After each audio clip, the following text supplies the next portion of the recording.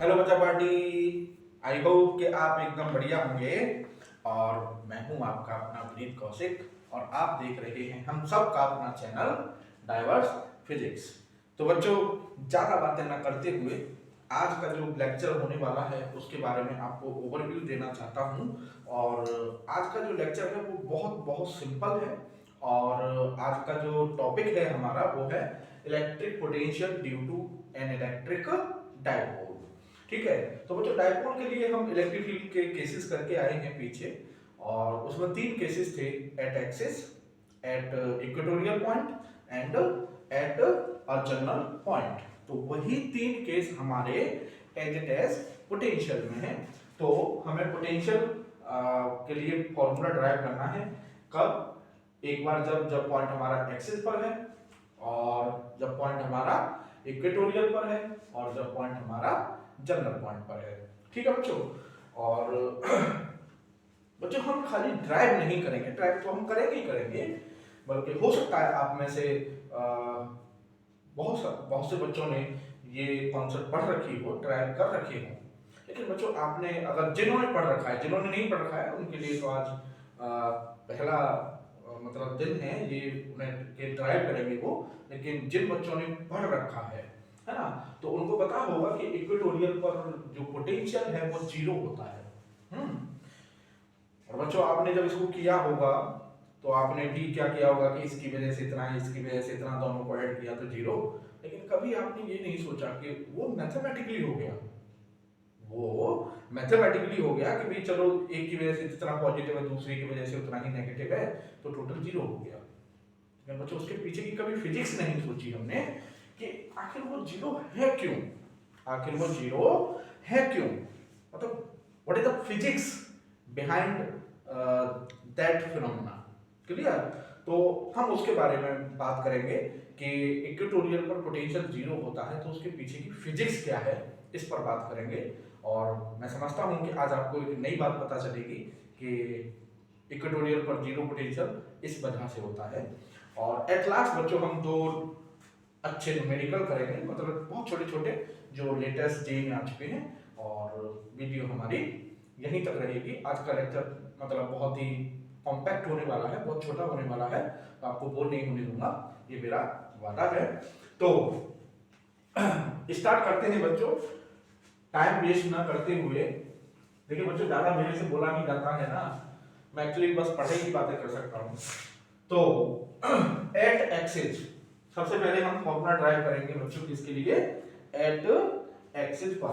तो बच्चों डाइपोल क्या है, डाइपोल की एक्सिस क्या है, आई होप कि आप ये सब जानते ही हैं। और कुछ बच्चे जो नहीं जानते होंगे उनके लिए मैं बता देता हूं कि सपोज ये सब माइनस क्यू और ये प्लस क्यू, मैं थोड़ा बड़ा बड़ा बना रहा हूं इस वजह से क्योंकि थोड़ा सा क्वालिटी का इशू आ रहा है।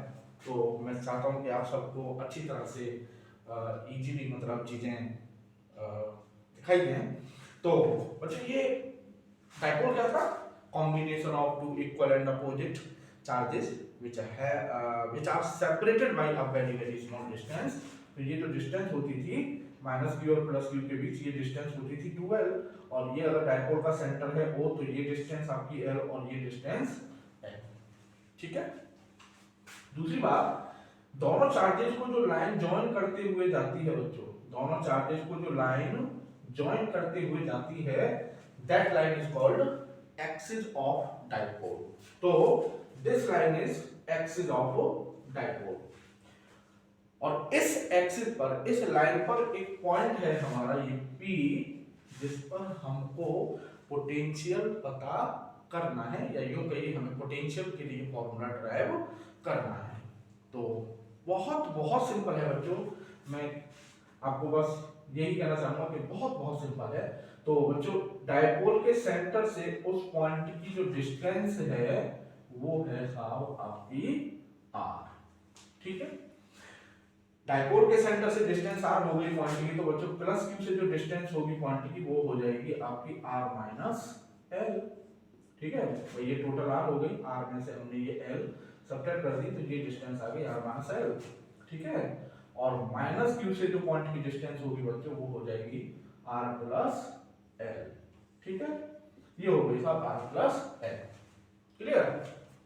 अब बच्चों लास्ट वीडियो में हम पढ़ के आए हैं, इससे ही जस्ट पहली वीडियो में हमने पढ़ा था कि अगर हमारे पास एक से ज्यादा पॉइंट चार्जेज हैं, ठीक है, 2 3 4 कितने भी, तो और हमको किसी पॉइंट पर पोटेंशियल निकालना है, तो सिंपल अप्रोच थी कि इंडिविजुअली 1 बाय 1 पहले एक का, फिर दूसरे का, तीसरे का, चौथे का, पांचवे का, ऐसे पोटेंशियल निकालेंगे और फिर उन सबको सिंपली हम क्या कर देते हैं, ऐड कर देते हैं। हो गया derivation.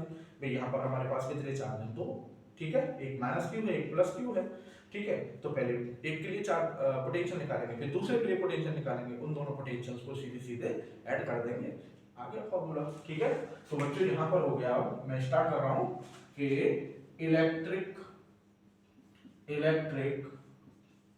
Potential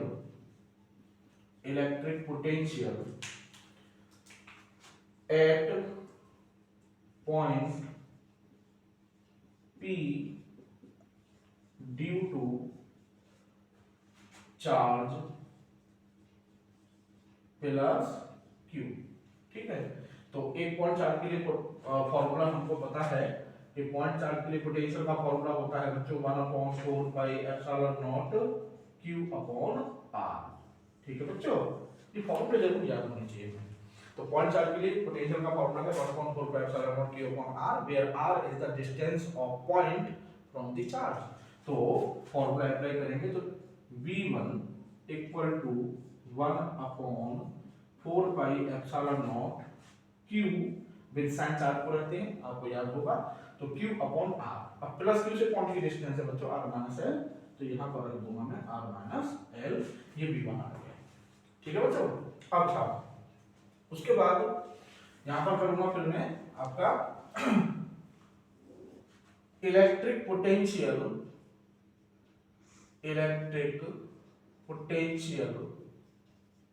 at point P due to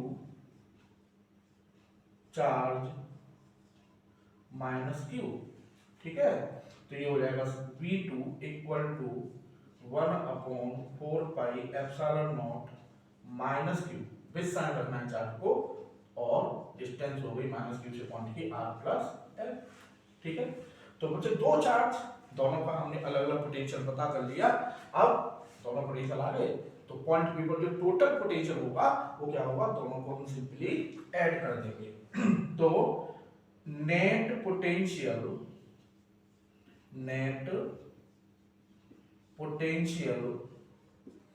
eight point P, तो क्या हो जाएगा, V is equal to V1 plus V2, V is equal to V1 plus V2, तो दोनों को ऐड कर दिया, तो Q upon 4 pi epsilon naught, Q upon 4 pi epsilon naught common ले लेंगे बच्चों, और ये हो जाएगा आपका 1 अपॉन R माइनस L और minus 1 upon R plus L। ठीक है बच्चों, तो ये हो जाएगा साहब आपका Q upon 4 pi epsilon not R plus L और माइनस R प्लस L, और ये हो गया R square minus L square, तो R से R कैंसिल और L प्लस L हो जाएगा 12। ठीक है, तो ये हो गया साहब आपका V equal to 1/4 pi epsilon naught और Q इनटू 2L और अपॉन में आपका R square minus L square. तो बच्चों जिन्होंने मेरी चैप्टर फर्स्ट की आपने अगर वीडियो देखी होंगी, तो मैंने उसमें इलेक्ट्रिक डाइपोल पर एक स्पेशल वीडियो बनाई थी, और उसमें केवल दो ही चीजों के बारे में मैंने आपसे बात की थी, इलेक्ट्रिक डाइपोल क्या है और इलेक्ट्रिक डाइपोल मूवमेंट क्या है। ठीक है, और मैंने आपको वहां पर एक बात बोली थी कि इलेक्ट्रिक, मैंने वहां पर एक क्वेश्चन मतलब एराइज किया था कि इलेक्ट्रिक डाइपोल मूवमेंट नाम की कोई क्वांटिटी होगी, ये फिजिसिस्ट लोगों को कैसे पता चला था, मतलब उन्हें कैसे पता चला कि यार Q/12 नाम से भी एक क्वांटिटी हमको डिफाइन करनी है। तो मैंने आपको वहां पर बताया था कि डाइपोल से रिलेटेड आप कोई भी डेरिवेशन कीजिए, डाइपोल से रिलेटेड आप किसी भी क्वांटिटी के लिए फॉर्मूला ड्राइव कीजिए, ये Q/12 उसमें अपने आप आके टपक जाएगी फाइनली। मींस डायपोल से रिलेटेड कोई भी फैक्टर हो, चाहे डायपोल का पोटेंशियल हो, चाहे इलेक्ट्रिक फील्ड हो, चाहे टॉर्क हो, वर्क हो, पोटेंशियल एनर्जी हो, व्हाटएवर, डायपोल से रिलेटेड कोई भी फैक्टर है वो Q into 12 पर डिपेंड करता है। Means Q into 12 is a very important quantity in the study of electric dipole and this is called electric dipole moment। Q into 12 को हम बोलते हैं electric dipole moment। So B is equal to 1 upon 4 pi epsilon naught Q into 12 की जगह रख दिया हमने B बच्चों, तो ये हो जाएगा R square minus L square. तो बच्चों ये आ गया साहब हमारा ईमानदारी वाला फॉर्मूला। ठीक है, ईमानदारी से मतलब अभी तक हमने जो भी किया वो जो लॉजिकली मैथमेटिक्स कहता जा रहा था हम वो करते जा रहे थे। नहीं, अब क्या है बच्चों, आपको याद होगा कि डायपोल के केस में डायपोल क्या है? डायपोल एक मॉलिक्यूल है, जैसे water molecule H2O, NaCl, HCl, ये मॉलिक्यूल्स डायपोल होते हैं। और ये जो डिस्टेंस है वो उन मॉलिक्यूल्स के बीच, उन मॉलिक्यूल्स में जो आयंस हैं पॉजिटिव और नेगेटिव, ये उनके बीच की डिस्टेंस है 2L जिसको हम माना है। तो सोचिए कि मॉलिक्यूल कितनी बड़ी चीज होती है, और उस मॉलिक्यूल के अंदर भी हम डिस्टेंस की बात कर रहे हैं। तो कहने का मतलब प्रैक्टिकली ये जो डिस्टेंस होती है बच्चों 2L, this is very very small. और ये जो R है, ये R डायपोल के बाहर है, R डायपोल के बाहर है। It means R is very much much greater than L।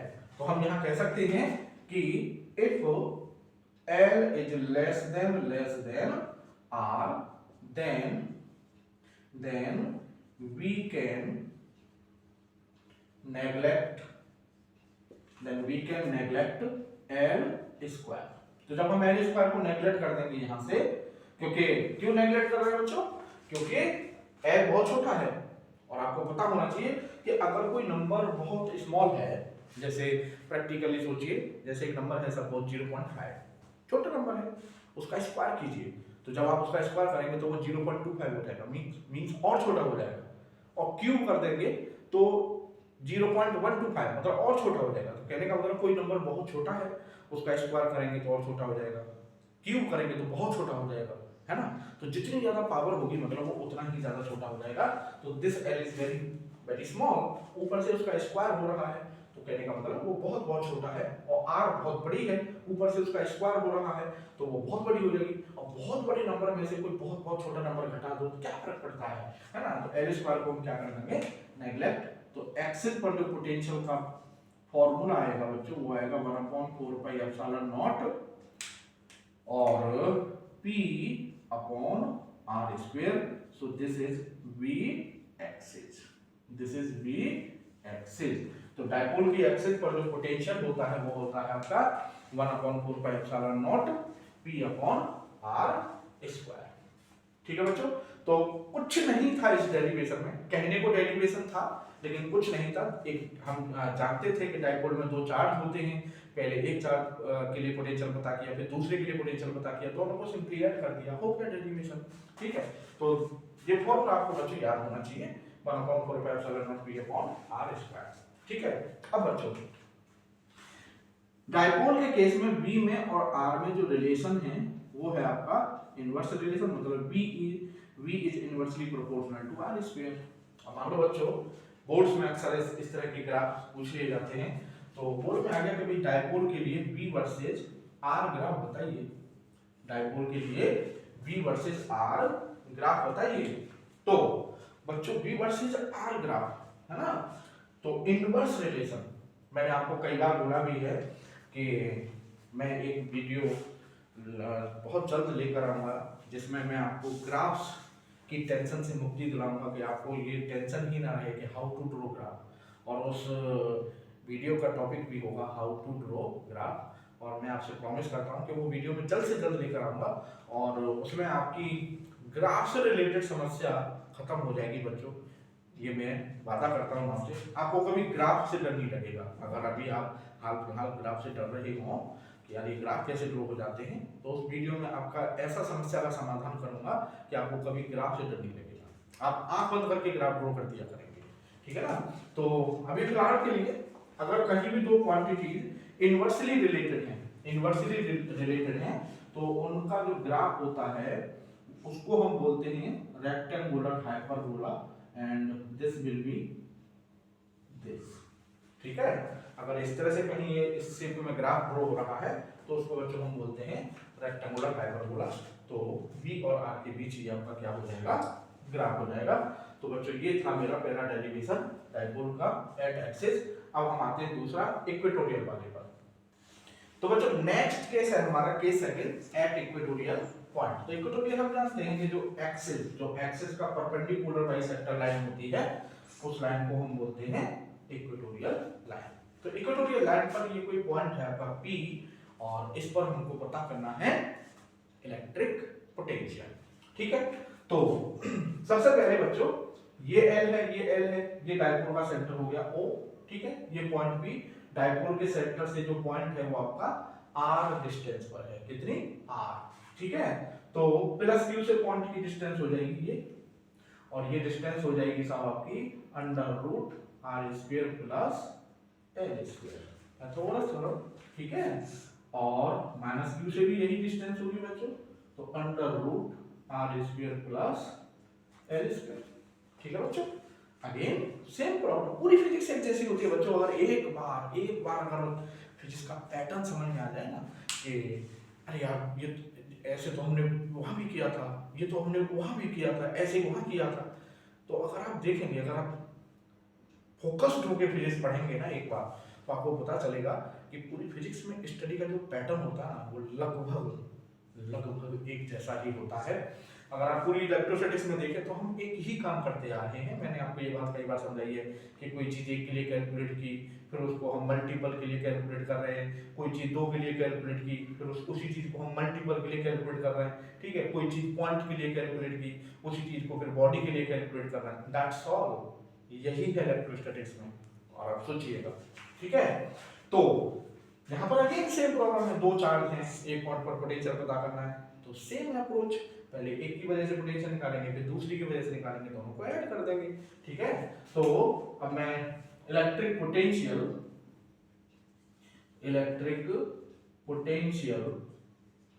Eight point P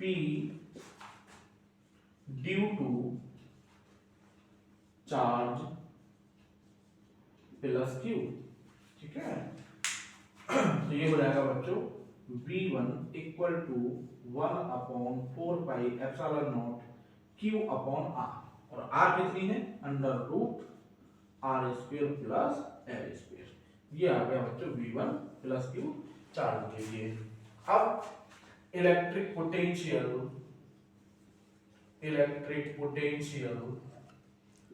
eight point P due to charge minus Q।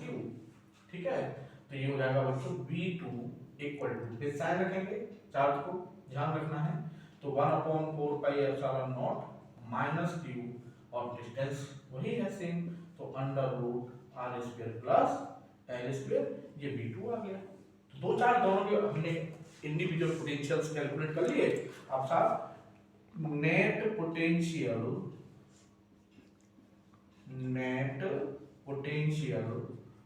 Eight point P तो क्या होगा बच्चों, P equal to V1 plus V2।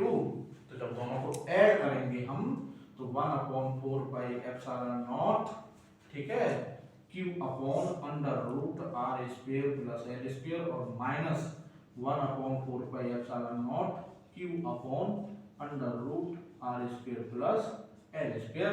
तो जितना plus है उतना ही minus है, तो बच्चों टोटल पोटेंशियल आ गया सब आपका 0। मैं इसी की बात कर रहा था शुरू में, जो मैंने आपको बोला था कि इसको आपको यहां तक बता दिया जाएगा, यहां तक बता दिया जाएगा कि भाई दो पोटेंशियल हैं, एक पॉजिटिव है उतना है, दूसरा उतना है नेगेटिव है, तो दोनों को ऐड कर दिया तो टोटल पोटेंशियल 0 आ गया। But nobody tell you the physics behind this scene।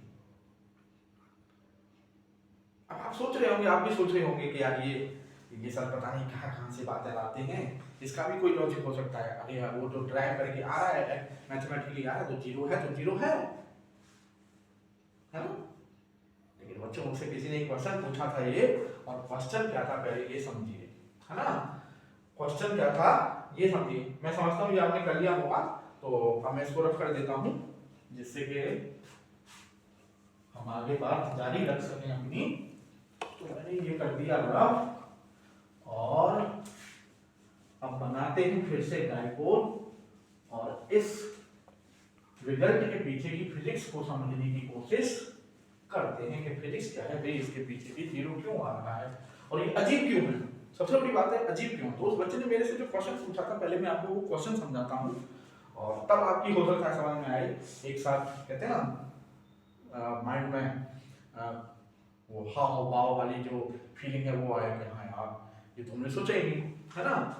तो बात क्या है कि उस लड़के ने जो क्वेश्चन कहा मेरे से, मतलब सर एक बात समझ में नहीं आ रही कि ये डाइपोल है, और ये इस डाइपोल की इक्वेटोरियल लाइन है, ठीक है। बोला सर अभी हम पीछे जब इलेक्ट्रिक फील्ड पढ़ रहे थे तो वहां हमने इसी इक्वेटोरियल लाइन पर एक पॉइंट था P, और वहां पर हमने इलेक्ट्रिक फील्ड निकाला था, ठीक है। बोला कि यहाँ पर इलेक्ट्रिक फील्ड की एक वैल्यू आ रही थी इक्वेटोरियल पर, ई इक्वेटोरियल जब हमने निकाला था, और वो ई इक्वेटोरियल आ रहा था sir 1/4 pi epsilon naught P upon R cube, ठीक है। 1/4 pi epsilon naught P upon R cube, clear. तो उसका क्वेश्चन था सर कि चीज जो है ना फील नहीं हो रही है। वो मैं कहता रहता हूँ ना कि फील दी फिजिक्स। अब यार वो लड़का ऑफलाइन पढ़ा, तो मैं जैसे बैच पढ़ाता था ना, तो उसको वो फील दी फिजिक्स ऐसी बैठ गई, उसके दिल पे ले बैठा वो फील दी फिजिक्स को, मेरा हकीकत में, और दिल पे ले बैठा, और वो तो हर चीज को कहता कि सर मेरे को फीलिंग नहीं आ रही, मेरे को फीलिंग नहीं आ रही इस बात की कि मतलब ये हो कैसे रहा है कि उस पॉइंट पर इलेक्ट्रिक फील्ड तो है लेकिन पोटेंशियल नहीं है, ये चीज फील नहीं हो रही है मुझे, तो कुछ अजीब सा लग रहा है मुझे सर। मतलब उसका कहने का मतलब था कि सर मुझे ना जस्टिफाई कीजिए इस चीज को, मतलब मेरा दिल मेरा मन सब ये मान जाए कि हाँ भाई इलेक्ट्रिक फील्ड होते हुए भी वहां पोटेंशियल जीरो होगा, ठीक है। तो मैं समझता हूँ क्वेश्चन आपके समझ में आ गया होगा, और ये बात समझ में आ गई होगी कि ये चीज अजीब क्यों लग रही है ना। तो बच्चों एक बात और क्लियर कर देता हूं कि both possibilities, both situations are possible. Both situation जैसे अभी यहाँ पर क्या सिचुएशन है कि इस पॉइंट पर इलेक्ट्रिक फील्ड जीरो नहीं है लेकिन पोटेंशियल जीरो है, इक्वेटोरियल पर यहाँ पर V जीरो है लेकिन electric field is not equal to zero, ठीक है। तो एक सिचुएशन तो ये हो गई कि E is not equal to zero but V is equal to zero, जो कि आपके सामने है डायपोल में। और बच्चों दूसरी सिचुएशन आपको अभी एक और आएगी, अभी आएगी अभी, है ना। और वो दूसरी सिचुएशन क्या आएगी कि E is equal to zero, मतलब कहीं किसी पॉइंट पर इलेक्ट्रिक फील्ड जीरो हो सकता है but V is not equal to zero. So both situations are possible, ठीक है।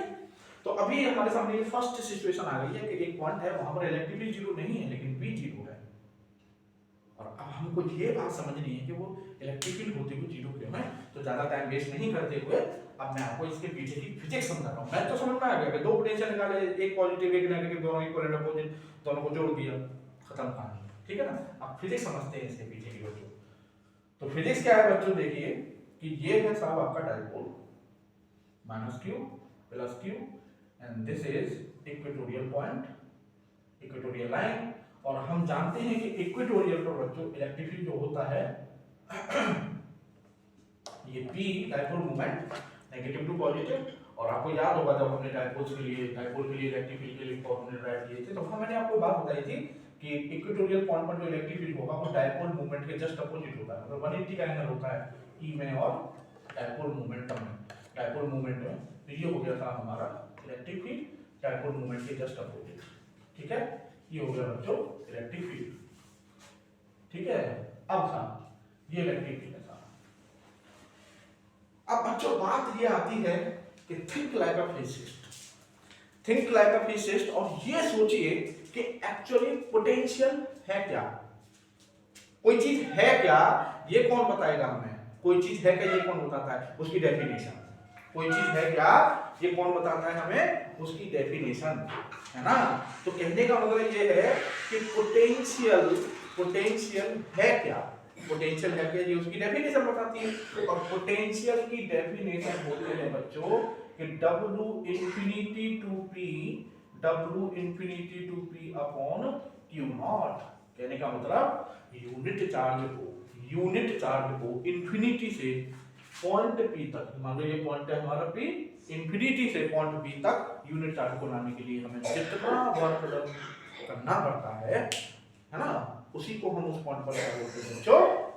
उसी को हम क्या बोलते हैं? पोटेंशियल। ठीक है, तो बच्चों ये हो गई साहब हमारी equatorial line and suppose this is infinity. ठीक है, दिस इज इंफिनिटी, और इंफिनिटी पर यहाँ पर एक चार्ज है आपका plus Q not, plus Q not. ठीक है, और इस प्लस क्यू नॉट को मैं लेके आ रहा हूं इंफिनिटी से कहां पर? पॉइंट P पर। ठीक है, अब बच्चों जैसे ही ये प्लस क्यू नॉट इस इलेक्ट्रिक फील्ड में एंटर करेगा, सपोज करो ये plus Q naught electric field में एंटर कर गया, प्लस क्यू नॉट, और पॉजिटिव चार्ज इलेक्ट्रिक फील्ड में रखा है तो उस पर फोर्स लगेगा, और पॉजिटिव चार्ज पर इलेक्ट्रिक फील्ड किधर फोर्स लगाता है? In the direction of electric field. तो in the direction of electric field ये फोर्स हो गया बच्चों Q नॉट इनटू E। ठीक है, इलेक्ट्रिक फील्ड की डायरेक्शन के पैरेलल। और बच्चों पार्टिकल किधर आ रहा है? डाउनवर्ड डायरेक्शन में, इंफिनिटी से P तक। ठीक है, तो ये हो गया था बच्चों डिस्प्लेसमेंट। तो बच्चों फोर्स में और डिस्प्लेसमेंट में जो एंगल है वो एंगल हो गया बच्चों आपका 90 डिग्री। ठीक है, तो हमें वर्क डन निकालना होगा ना पोटेंशियल के लिए। जब वर्क डन निकालेंगे बच्चों तो Fs cos थीटा से, थीटा है 90, तो Fs cos 90 और cos 90 की वैल्यू 0 होती है, तो बच्चों W इंफिनिटी टू P क्या निकल के आएगा बच्चों? 0 निकल के आएगा। और जब इसको 0 यहाँ पर रखेंगे तो बच्चों फिजिकली पोटेंशियल क्या हो जाएगा वहां पर? 0। This is the physics behind the scene कि इलेक्ट्रिक फील्ड होते हुए भी वहां पोटेंशियल 0 क्यों है? क्योंकि इलेक्ट्रिक फील्ड तो है, लेकिन भाई डेफिनेशन हम जब चार्ज को इंफिनिटी से उस पॉइंट तक लाएंगे तो जब वो इलेक्ट्रिक फील्ड में एंटर करेगा तो इलेक्ट्रिक फोर्स और डिस्प्लेसमेंट में एंगल 90 डिग्री का होगा, मीन उस चार्ज पर कोई वर्क डन नहीं होगा, तो वहां पोटेंशियल 0 होगा। तो मैं समझता हूं बच्चों कि आज आपको ये बात डेफिनेटली नहीं पता चली होगी कि वो पोटेंशियल 0 होता क्यों है। ठीक है बच्चों, तो अब हम बात करते हैं, अब हम बात करेंगे आपकी थर्ड केस की, electric potential eight general point. तो बच्चों लास्ट केस है एट जनरल पॉइंट। तो जनरल पॉइंट का मतलब ये हमने इलेक्ट्रिक फील्ड में भी इलेक्ट्रिक फील्ड निकाला था जनरल पॉइंट पर। तो ये आपकी एक्सिस, ठीक है, और ये आपका इक्वेटोरियल। तो मींस जो पॉइंट है ना तो वो एक्सिस पर है और ना ही वो इक्वेटोरियल पर है, उन दोनों के बीच में कहीं है, मतलब प्लेन में लाई कर रहा है। ठीक है, प्लेन में लाई कर रहा है। अब हमें इस पॉइंट P पर पोटेंशियल के लिए फॉर्मूला ड्राइव करना है। तो बच्चों ये जो ट्रिक है, ये जो तरीका था, ये मैंने आपको इलेक्ट्रिक फील्ड वाले केस में भी समझाया था। ठीक है, तो उसी तरीके से करेंगे हम कि जो ये R है, इस R को, इस लाइन को हम मान लेंगे x एक्सिस। ठीक है बच्चों, तो ये हो गई साहब हमारी x। उसके बाद इसके परपेंडिकुलर, R के परपेंडिकुलर ये जो लाइन है ये हो जाएगी बच्चों हमारी क्या बोलते हैं, y एक्सिस। ठीक है, तो ये y एक्सिस हो गई, ये y एक्सिस हो गई। ठीक, तो ये हो गई हमारी y एक्सिस। अब ये x, ये y, ये y, ये x। ठीक है, अब डायपोल मोमेंट एक वेक्टर क्वांटिटी है बच्चों, और ये बात मैं आपको पहले कई वीडियोस में बता चुका हूं कि कहीं भी किसी भी सिचुएशन में फिजिक्स में अगर आप देखते हैं कि कोई वेक्टर प्लेन में लाई कर रहा है, मतलब ना तो वो x पर है ना y पर है, कहीं कहीं उनके बीच में लाई कर रहा है, तो उसे हम बोलते हैं कि वो वेक्टर प्लेन में लाई कर रहा है।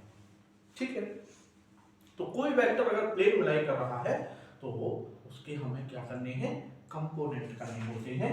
तो ये p, ये y है, ये x है, उन दोनों के बीच में मतलब प्लेन लाई कर रहा है, तो इस p के हम कंपोनेंट करेंगे।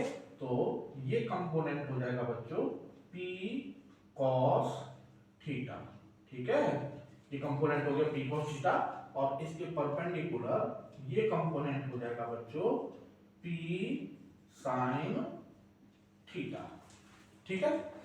कहने का मतलब ये हुआ कि जो सॉरी जो एक डायपोल था जिसका डायपोल मोमेंट था p, समझना बात को, जो एक डायपोल था जिसका डायपोल मोमेंट था p, मैंने उस डायपोल को दो डायपोल्स में ब्रेक कर दिया जिनमें एक का डायपोल मोमेंट है p cos थीटा और दूसरे का डायपोल मोमेंट है p sin थीटा।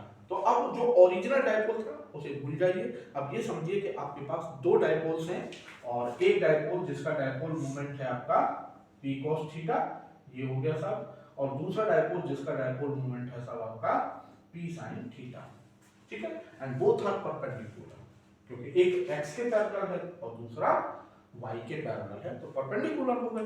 अब बच्चों क्रिएटिवली देखिएगा कि ये जो डायपोल है ये वाला जिसका dipole moment p cos theta है, ये वाला, इसको देखिएगा, इसकी ये लाइन दोनों चार्जेस को लाइन जॉइन कर रही है ये वाली, तो ये लाइन क्या हो गई इसकी एक्सिस, और ये जो पॉइंट है इसकी एक्सिस पर लाई कर रहा है, समझ में आई बात, ठीक है।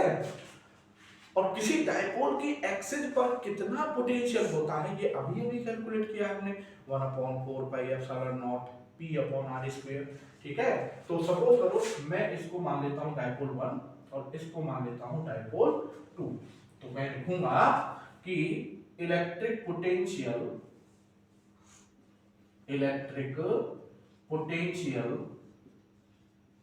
Eight point p due to dipole 1, ठीक है, क्योंकि 1 की एक्सिस पर लाई कर रहा है ये पॉइंट, और किसी भी डायपोल की एक्सिस पर इलेक्ट्रिक फील्ड का फॉर्मूला होता है v1 equal to 1/4 pi epsilon naught p upon r square, और p कितना है इस डायपोल का बच्चों, p cos थीटा, तो यहां पर लिखूंगा मैं p cos थीटा अपॉन में r स्क्वायर, ठीक है।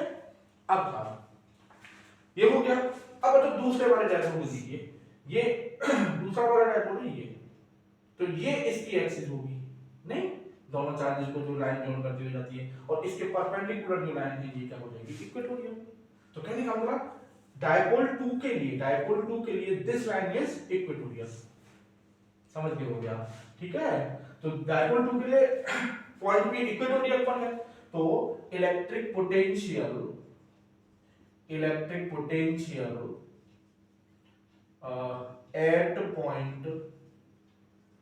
at point P due to dipole 2, तो डायपोल 2 की वजह से अभी हमने ड्राइव किया था, किसी डायपोल के इक्वेटोरियल लाइन पर पोटेंशियल क्या होता है, 0 होता है, तो V2 इज इक्वल टू 0, ठीक है। तो टोटल पोटेंशियल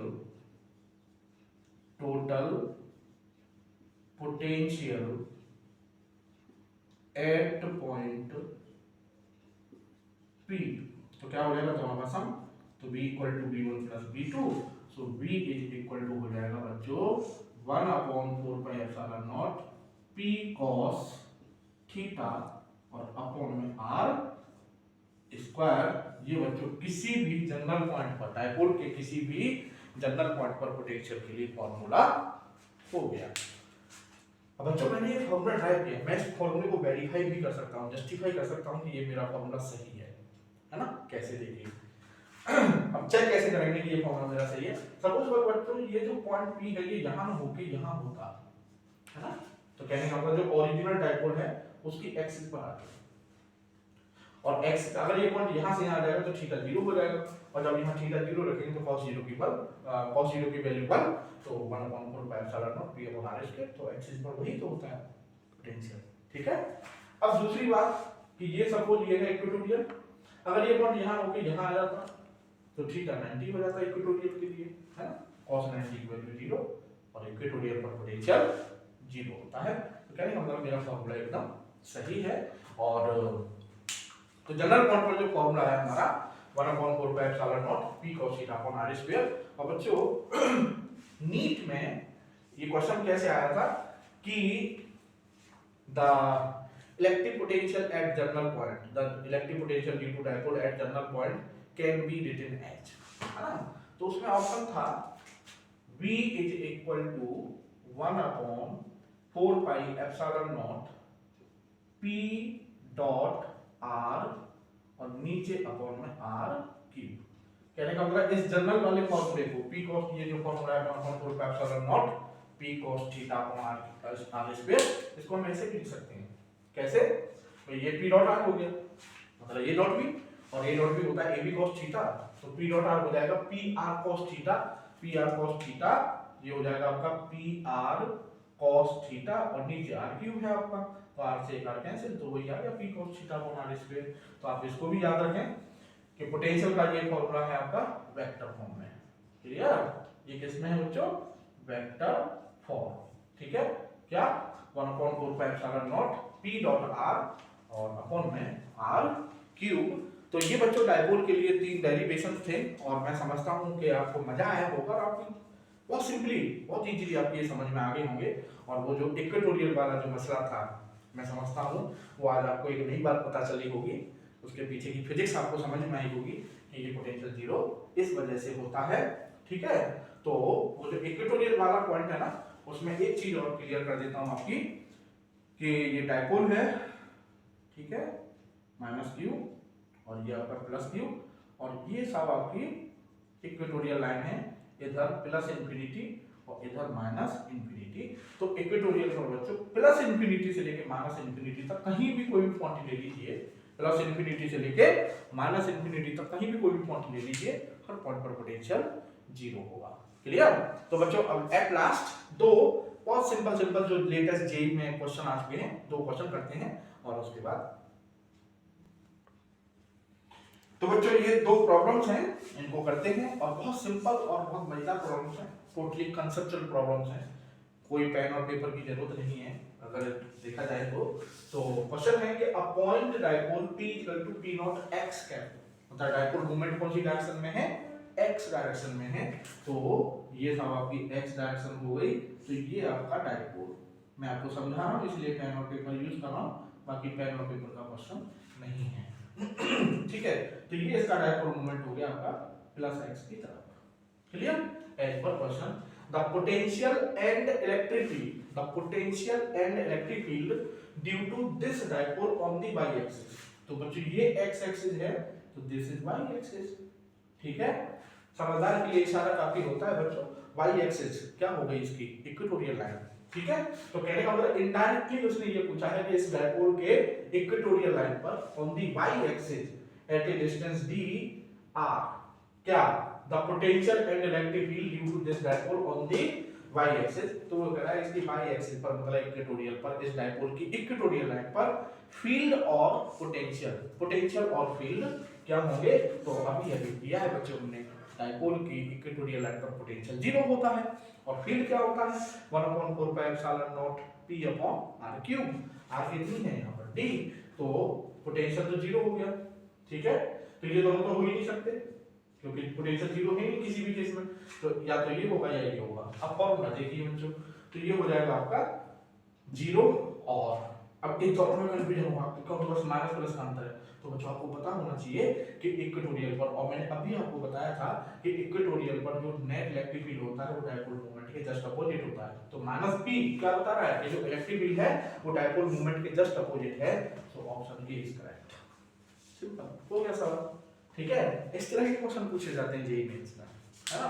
बहुत मतलब अगर आप 12th लेवल पर, 11th और 12th लेवल पर चीजों को कंसेप्चुअली पढ़ लेते हैं, एक एक चीज को पढ़ लेते हैं लाइन बाय लाइन, एनसीईआरटी और S L Verma type book, S C Verma type book से एक एक लाइन एक एक सवाल कर लेते हैं, तो मेरा ये मानना है कि जेईई मेंस आप किसी एक्सटर्नल एड के, एक्सटर्नल हेल्प के, खुद से अगर सेल्फ स्टडी अच्छे से करते हैं तो आराम से निकाल सकते हैं। ठीक है?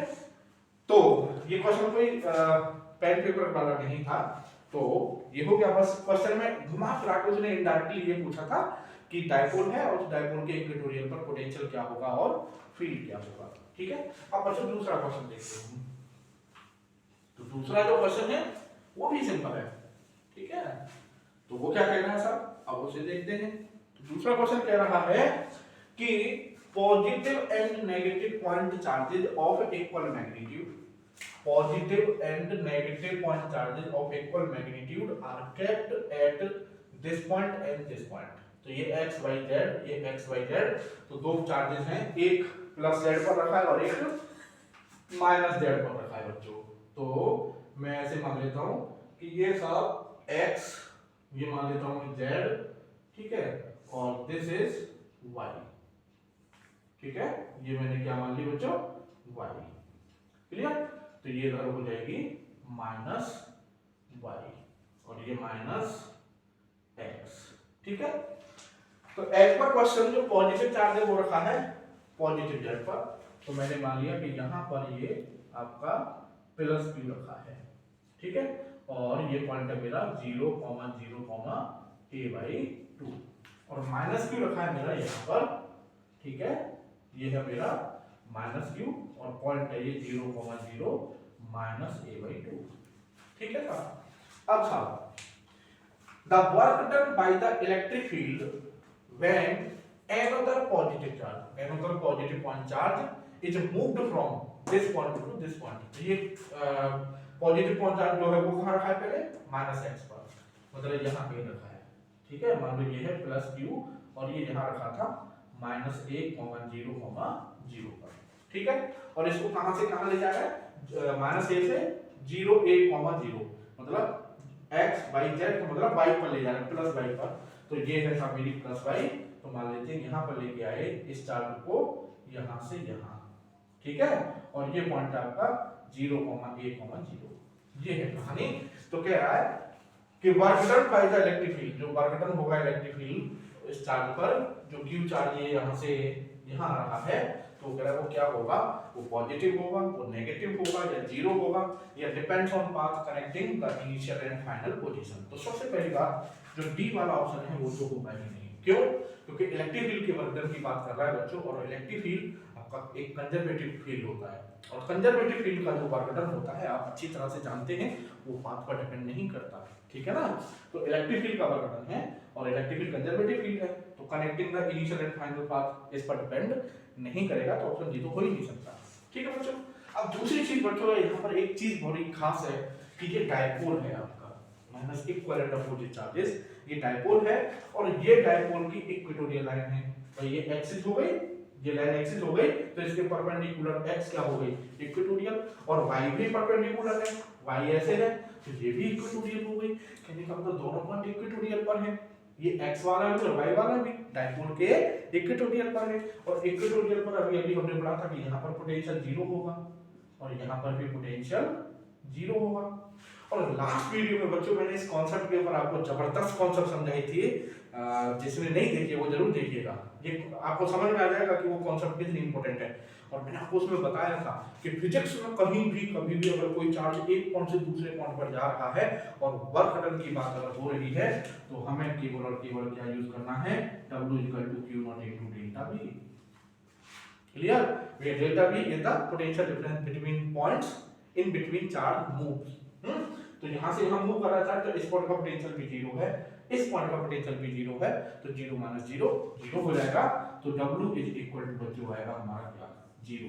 मैं समझता हूँ ये सवाल आपके समझ में आ गया होगा, क्यों, क्योंकि ये डायपोल है और x और y दोनों ही z के परपेंडिकुलर होंगी, मतलब x भी इक्वेटोरियल लाइन है और y भी इक्वेटोरियल लाइन है, और इक्वेटोरियल लाइन पर डायपोल के लिए पोटेंशियल 0 होता है, तो इस पॉइंट पर भी पोटेंशियल 0 होगा, इस पॉइंट पर भी पोटेंशियल 0 होगा, और वर्क डन की बात हो रही है तो Q0 × delta V potential difference, और पोटेंशियल डिफरेंस इन दोनों पॉइंट के बीच 0 है, that's why work done is 0। So option C is correct, option C is correct. तो बच्चों कांसेप्ट अगर आपका एक क्लियर है तो नथिंग इज इम्पॉसिबल। तो बच्चों इसी के साथ आज का ये लेक्चर समाप्त करते हैं, और मैं समझता हूँ कि आपको इसमें आनंद आया होगा, आपने भरपूर ज्ञान लिया होगा, और इस ज्ञान को आप सहेज कर रखेंगे। तो मिलते हैं नेक्स्ट टॉपिक में, नेक्स्ट वीडियो में नए टॉपिक के साथ, तब तक के लिए जय हिंद, थैंक यू।